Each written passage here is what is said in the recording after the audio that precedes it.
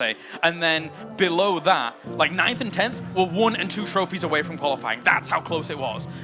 So these two obviously making it into the top 8. We've got Steroidi, who on live only has like 2,905 trophies in comparison to someone like Clash with Ash, who's got about 400 more or so than him on live. Now, I think if one thing is apparent here is that I think because of this even setting, the in-game current trophies don't really seem to actually sort of mean a whole lot in this setting where everyone here... yeah, I mean, quite so much where some of these guys that, like I said, we had Arix, who was the #1 seed, who just kind of turned up, you know, and just beat everyone to get into the top seed. But on that exact note, we then had the bottom seed in Azim who came in and won 3-0. So, I mean, I think unpredictability is what we're going to see throughout this entire top 8, absolutely. Right. I think a lot of people, again, though, will be rooting for Clash with Ash. It says favorite card here, Hog Rider. But, I mean, to be fair, Hog Rider's pretty good. I'm not too bothered about that. Hog Rider's pretty good. It's a good card. Hog Rider and a freeze combo? I mean, we already saw that put to amazing use in Game 1. But in this setting, I mean, that's the thing about all these guys, and that everyone is so familiar with the games. You know, these guys are so familiar with the game. They're getting their decks up right now. These guys are trying to get good to go. But what I'm excited for is, when they have favorite cards here, there's always, I mean, these 8 players in themselves all have a different favorite card. So does that mean that we're going to potentially see some different decks, some different playstyles? Or, you know, is there this one kind of tried and tested method that everyone's going to try and rinse in the top 8? I mean, you know, there was some kind of educated banter from Clash with Ash on the other side, because Mortar, of course, being the favorite card of Steroidi. So we might see that as we get into our next quarterfinal here already. Skeleton's coming out with that Hog Rider, and Steroidi's going to react in turn with the Inferno Tower as well as the Skeletons too, bringing that down fast. And I like the immediate reactions ready with the Inferno Tower. I mean, from the get-go, these guys are good to go. You know, they're not going to get caught off guard. They know what they want to do. They know what they want to do, and they're going to stick to that plan. Clash with Ash, psychological warfare already, as he will send that minion horde towards the middle. Nothing to clean that up just yet, so that got the Inferno Tower pretty quickly. Ice Wizard going to be utilized on this left-hand side. An Elixir Collector already been thrown down by Steroidi. So once again, looking forward to the late game. And there's the Princess, the legendary card that we're seeing coming out from Clash with Ash. This is definitely the first, I believe, the first Princess we've seen in this top 8 so far. So I mean, already this interesting dynamic where you've got Goblins that are running in the front, trying to pressure that tower, and then you've just got the back barrage there, taking out the damage with the Princess in the back. Now, interesting thing to note about the Princess is that it does outrange most things. Apparently not the Tesla, though. Tesla will bring it down. There's the Mortar. Here comes the Mortar. Nobody wants the Mortar. Listen to the crowd. Going absolutely wild. The minion's going in. Nice Ledric there to shut it down. And that's going to be a little bit of a trade-off there. The Cloud's still going. Oh, he pushes it down, though. Clash with Ash. Feeling it here for the crowd. That Wizard getting a little bit of damage done, but not too much. And here comes the Princess once again. It will outrange those towers, but once again, the Tesla is a really, really good answer for it. Great reactions by Steroidi. What thing I really like about the thing, I can't stick out. Hard to deal with. I mean, in this situation, I love the fact that you've got this Tesla tower that's going in to top the Princess. Obviously, it only attacks when there is an enemy in its vicinity. Get it. There's the minion horde to try and protect the Mortar. He protects it, and there's the lightning to try and bring it down. Here we go. Here comes that tower poke. Is the Mortar going to get at least one more shot? The question is, how long does it take? And that's going to be at least one more hit right there. Good tower damage on the side of Steroidi. Yeah, I didn't realize that was the zap over it. It's always a little bit difficult to tell here from this distance, but there you go. One Elixir Skeletons again with more Elixir collectors. Let's say 2 times Elixir and the Elixir pumps. That means a lot of Mortars. Yes. Especially when they're in play, good to go. And look, he sets up the Tesla, ready for the Princess, and probably we will see Mortar later on coming down. He's got a lot of defensive structures here, which are allowing him to keep his buildings alive. So basically, he's trying to just defend it out, waiting for the Mortar to come along to be the big damage dealer. Oh, here comes the Hog Rider with the accompaniment from the Princess. This could be a lot of damage if he doesn't do anything to stop it. Oh my god, this is a huge push. He tries to throw down the Elixir Collector to tank up some of this damage here, but he's really pushing very, very hard onto this location. It's looking good. I mean, that Frost Mage is going to take some of the damage. Princess! Double Princess strike. That tower's going to hurt. Big pie on the left-hand side with double minion waves going in. Yeah, I couldn't see if the Princess has survived that, but it looks like the Minion Horde brought them down. But the Minion Horde, as well as Hog Rider and Skeletons coming out here to try and push this down. He's done quite a bit of damage considering the defensive nature of Steroidi's build. This is definitely going to go into sudden death, and again, at this point, it's going to be one tower to do it. So, I mean, it's an interesting way, playing for the clock. I mean, evidently, Steroidi has been playing with, obviously, the Mortar in deck, where he's been very defensive. And the second it reaches extra time, play for the one tower. And we're into that overtime again, so it is just one tower in it, as this Tesla will be outranged for the moment by the Princess. And likewise, will this Minion Horde even get on towards the Princess? Yes, they do, so they will clean her up. And there's that healthy cannon. But once again, Princess coming in the background. Here comes that. I mean, we are in a point now where it's double Elixir, so the Princess is going to be a lot more viable. Hog Rider jumping over the river there on towards some of these defensive structures, and the Princess doing a lot of work from the back here. The Ice Wizard at the front tanking well for it. If he has something to place in front of this Princess and keep the value going, that could be very, very strong for Clash with Ash, but he's going to decide to rely on a slower push from the back with the Ice Wizard. Interesting play. I mean, you've got the Goblins running in. That's going to soak up some of that damage. And once again, the Inferno Tower. Here comes the Mortar. He's going to have to do something to stop that. Big attempt at defending this with the minions going down as well there, that minion horde, but the Ice Wizard getting right on top of that, bringing it down. Here comes a big push. Hog Rider coming in the back. Are we going to see another Hog Rider come back in this situation? We might be able to. It's not too bad damage here, but it's going to be brought down very, very quickly. Double Tesla in the middle is providing great damage, as well as those minion horde pushing this back as well. Absolute so defense. Close. And a Mortar in the back. This is looking pretty bad. He's going to have to do something once again to stop this. The cannon's one hit away from death. Goblins are on with the skeletons, so not too bad. Hog Rider might be able to get in there and clean that up as well. The Teslas, they're trying to do a bit enough, but it's just not. They're not in range to get onto the Hog Rider quick enough before it gets onto the Mortar. Now there's so much defense. There's so many defensive items right here. You can just see that it's a complete stalemate at all times. But the Mortar's just been constantly chipping away at the tower once again. The Mortar garnering boos here in the crowd. But he has nothing to deal with it. Steroidi, he's cheering. He knows he might have this with the amount of room that this Mortar actually has. There is the cannon. There is the cannon, which is going to stop some of that. Phew. That was almost a bad situation right there. There was nothing to contend with it, but that cannon placed in a very good situation just to soak up the damage to allow that Princess to clean up. Yeah. Here comes the minion horde running straight in with the skeletons, in with the Frost Mage again, just trying to defend it. Once again, 55 seconds left on the clock. This could still go towards Steroidi if he just gets this push. Yeah, does he have much to complement that Hog Rider? Doesn't look like it's going to be able to bring that down just yet. There's a few defensive... there's only one skeleton, so this is an opportunity to actually push on through and do some lasting damage here. As that Ice Wizard does not get down those minion horde. And it's all about that constant defensive play. I mean, the cannon, the Mortar's going to... And there's a double cannon right there, so it's not going to go straight for the tower in the 60 seconds. Once again, 30 seconds left on the clock.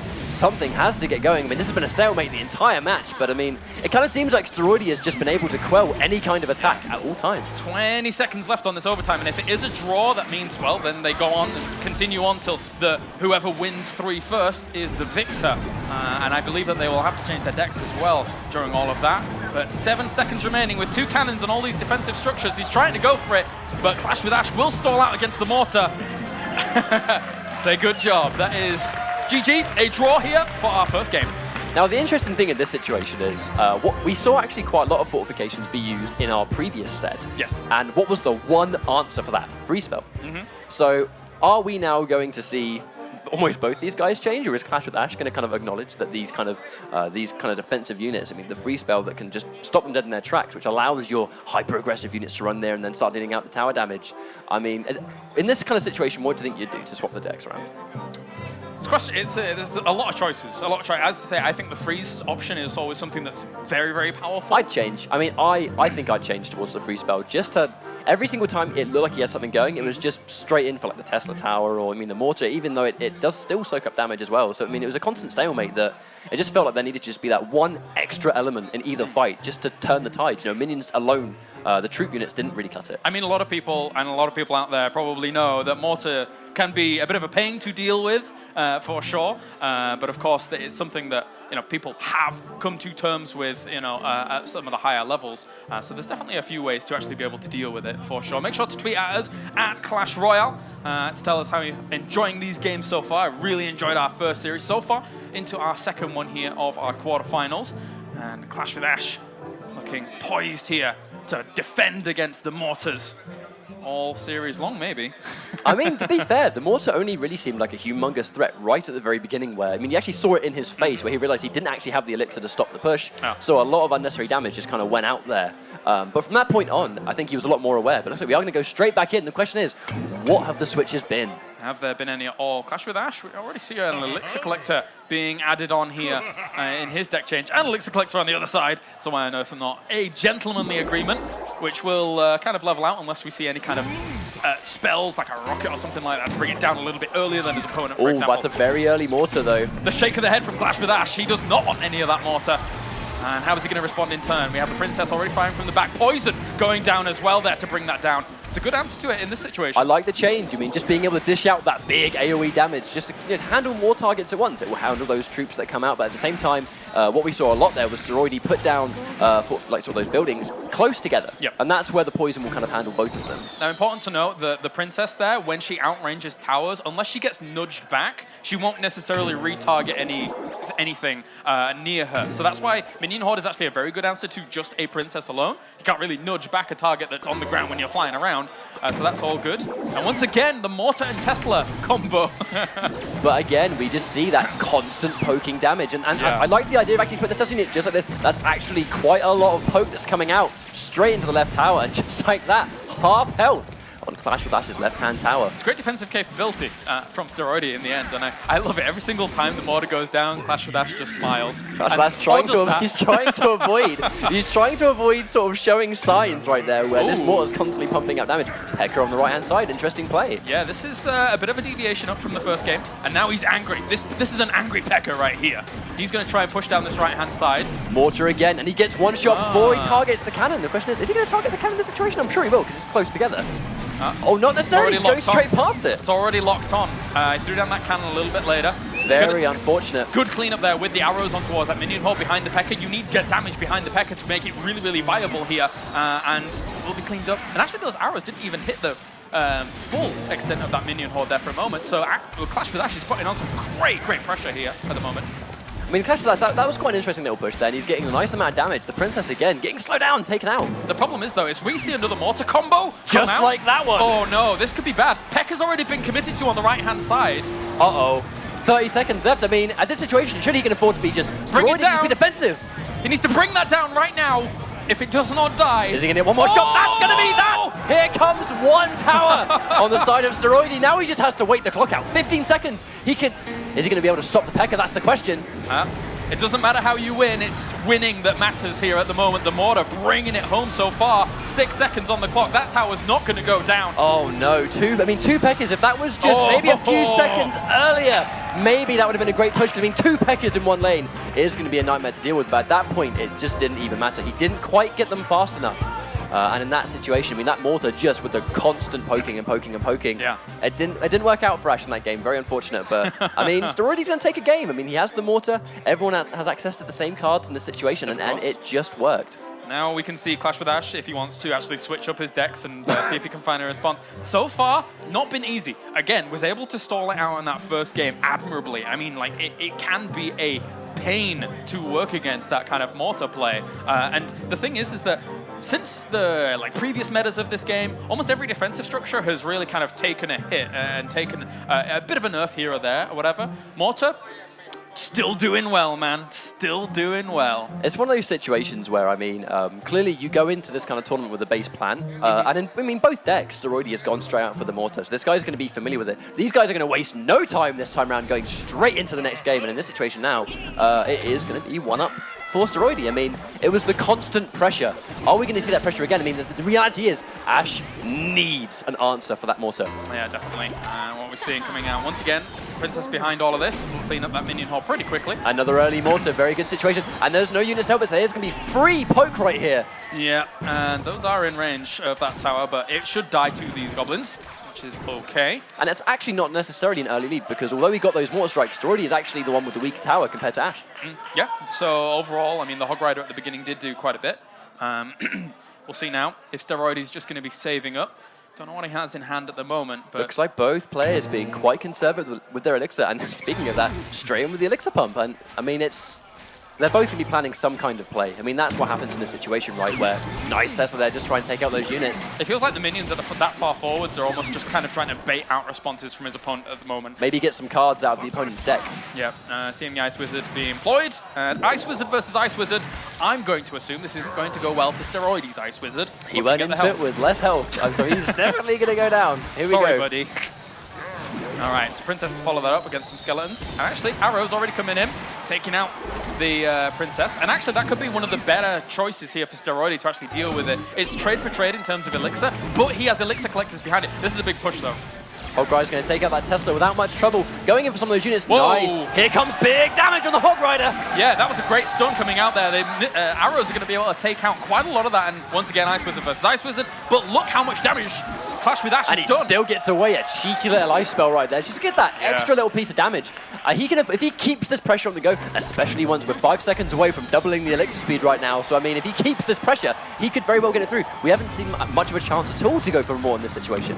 Yeah, Tesla's being set up, so Mortar might be close behind it in a moment here by Steroidi. But the problem is that the minions are already on his doorstep, so doesn't really want to commit to that just yet. He's going to clean up and then try go for it later. If he keeps the Tesla alive, which is the perfect play there for a moment, Mortar's going to get added on, and there could be some damage here. The Mortar is going to focus that cannon initially, but if they can clear it out as quickly as possible, he is going to get that free poke onto the tower, especially with the Tesla tower in front that is going to soak up the initial damage. And the Princess, will she get enough damage done there later on? Looks like the Ice Wizard will be able to clean that off in the end, though. It will fall. And Minion Horde going to come in as well here for Steroidi. I'm thinking in this situation, Ash just needs one push, is all it takes. But here comes the Mortar, and the Minion is big damage on Ash's tower. This could go pear-shaped in any second. Oh, the arrows! The arrows were brilliant to clean up there from Steroidi. He knows he's got a great opportunity here. It's still pressuring. 2 more shots, I think. 2 more hits, and it's going to be GG's. It's too much. It's too much. Look at here comes the rocket as well. He saved the rocket just for the end right there. Just like that, Steroidi's going to take it. Once again, I had no idea he even had a rocket until that point. He saved it till the very end, just to chip in right there. The thing is that I don't even think he needed it necessarily right there. Cheeky, I love cheeky man. He embraces the booze. He embraces it. Every game needs a heal, right? Exactly, man. I mean, his favorite card is Mortar. Everyone knows what he's going to do.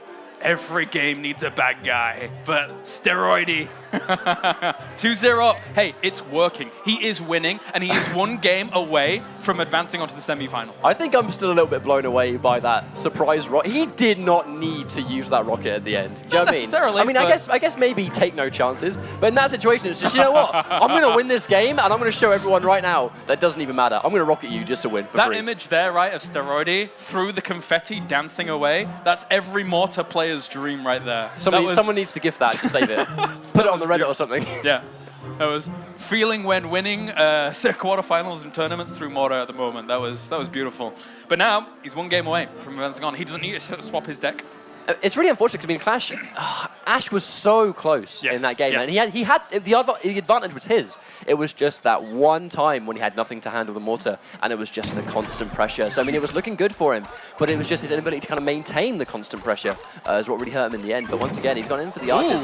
Gone in for a switch. Here comes the Barbarian Hut. I mean, now, to be fair, not only is the Barbarian Hut going to confuse and distract, but the constant Barbarians that are pumped out of that hut are also going to act as a distraction as well. Yeah, it's a bit of a commitment early on, obviously it being 7 elixir, but like the longer it goes on, the longer it pays for itself. And the realistic thing is with Steroidi already committing to a Tesla in the middle, as Clash with Ash, you can get away with this Barbarian Hut's cost early on, because you know your opponent has already spent something on static defense. Absolutely. Once again, we can see a poison going in there, but the Barbarian is just going to be constantly pumped down. Now, we see the same thing from Steroidi, but just on kind of the right-hand side this time. Yeah.